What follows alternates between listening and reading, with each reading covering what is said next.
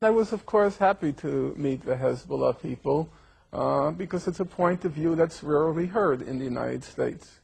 And I have no problem saying that I do want to express solidarity with them. And I'm not going to be a coward and a hypocrite about it. I don't care about Hezbollah as a political organization. I don't know much about their politics. And anyhow, it's irrelevant. I don't live in Lebanon. It's a choice that the Lebanese have to make, who they want to be their leaders, who they want to represent them. But there is a fundamental principle. People have the right to defend their country from foreign occupiers.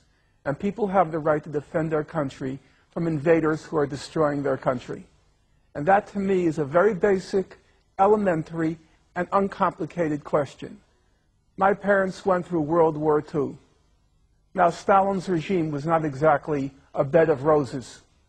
It was a ruthless and it was a brutal regime, and many people perished. But who didn't support the Soviet Union when they defeated the Nazis? Who didn't support the Red Army? And all the countries of Europe which were occupied, who gets all the honors? The resistance. The communist resistance, it was brutal. It was ruthless. The communists were not, it wasn't a bed of roses. But you respect them. You respect them because they resisted the foreign occupiers of their country. And if I'm going to honor the communists during World War II, even though I probably would not have done very well under their regimes, if I'm going to honor them, I'm going to honor the Hezbollah. They show courage, they show discipline. I respect that. هذا التوصيف صحيح، ولكن قبل سنة 2000 بعد 2000 صار في انسحاب إسرائيلي من منطقة الجنوب، صار في انقسام بداخل لبنان بين الأطراف السياسية اللبنانية حول موضوع مستقبل السلاح وموضوع المقاومة. يعني هذا الانقسام الذي حصل، أنت هون عم تفوت طرف فيه، أنت عم تكون طرف. بالنهاية أنت عم تقول أنت عم تجي على لبنان زيارة، ولكن ما عم تشوف تداعيات اللي عم بيصير. بالنهاية تداعيات حرب تموز على الناس. Listen, if you want to close your eyes and believe it was all over in May 2000, you can do so. You can play that game. But the reality was, and everyone understood it, that the Israeli attitude was, we're going to knock out Hezbollah. And they began planning for a new war right after they were forced to leave in 2000. They found their excuse, their pretext, in July 2006. But there's no question among rational people that Israel was never going to let that victory go by, the Hezbollah victory go by. They were determined to teach كان يمكن تجنبه. يعني هون ممكن يقدر الطرف الآخر يقول لك ممكن تجنبه وما توقع بالفخ. It could not have been avoided. There is no way that the United States and Israel are going to tolerate any resistance in the Arab world. You want to pretend it can be avoided, you can play that game. But serious people, clear-headed people, knew there was going to be a war sooner or later. You think there's not going to be another war? You think Israel is going to allow that defeat in July 2006? You want to pretend it's Hezbollah that's causing the trouble? No, there will be another war, and the destruction will probably be 10 times worse, maybe even more, than July 2006, because Israel is determined with the United States to put the Arabs in their place and to keep them in their place. Now, how can I not respect those who say no to that? You know, during the Spanish Civil War, there was a famous woman, they called her La Pasionaria, Dolores Ibarruri, from the Spanish Republic. And she famously said, it's better to die in your feet than to walk crawling on your knees. ولكن هذا خيار الشعب اللبناني كله. يعني مش I totally agree. I'm not telling you what to do with your lives. I'm not telling you. And if you rather live crawling on your feet, I could respect that. I could respect that. People want to live. How can I deny you that right? But then how can I not respect those who say they'd rather die on their feet? How can I not respect that? Israel and the United States are attacking because they will not allow any military resistance to their control of the region. That's the problem. If Hezbollah laid down its arms and said, we will do whatever the Americans say, you wouldn't have a war, that's true. But you'd also be the slaves of the Americans. I have to respect those who refuse to be slaves. ما في غير طريقة واحدة اللي هي المقاومة العسكرية؟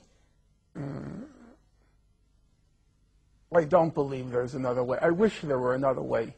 Who wants war? Who wants destruction? Even Hitler didn't want war. He would much prefer to have accomplished his aims peacefully, if he could. So I'm not saying I want it, but I honestly don't see another way unless you choose to be their slaves. And many people here have chosen that. I can't really say I can understand it. You want to live. I can't really say I respect it. You know, so many dead, so much destruction, before the bodies are even buried, before the buildings are even rebuilt, the person who's responsible for it all, you can't wait to welcome him. You can't wait to roll out the red carpet. I can't respect that. In that respect, I like the Jews much more. I like their attitude. You know what the Jewish attitude is? Never to forgive, never to forget. And I agree with that. Why roll out the red carpet less than 2 years after your whole country was destroyed by them? The Secretary of State said it was the birth pangs of a new Middle East. That's the statement of a freak. A human freak would compare the birth of a child with the destruction of a country. And yet there are people here who are so anxious to welcome her. They're trying to figure out, what are the Americans thinking? They can't wait for their banquets. How can anyone respect that? I respect the Jews 1,000 times more. Never to forgive, never to forget. All the death and all the destruction. And you can't wait to welcome him. Norman, it's disgusting. Who the hell cares if Bush is coming? ولكن أنت عم بتقول إنه في حرب أخرى قادمة. You should have declared him persona non grata. He's not welcome here. He destroyed your country. He was responsible for the war. You know full well that resolution could have been passed 3 weeks earlier. He destroys your country, and you can't wait to greet him. You have no self-respect. How can you expect other people to respect Arabs if you show no respect for yourself?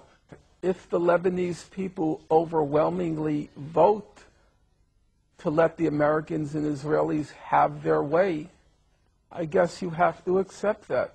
I could see that. And I couldn't possibly say that they don't have the right to make that choice. Listen, in Nazi-occupied Europe, you have to remember, most of the populations made the choice to live under the Nazis. All of this talk about a French resistance is just a joke. It never happened. The French resistance, about 20% of the French population read the resistance newspaper.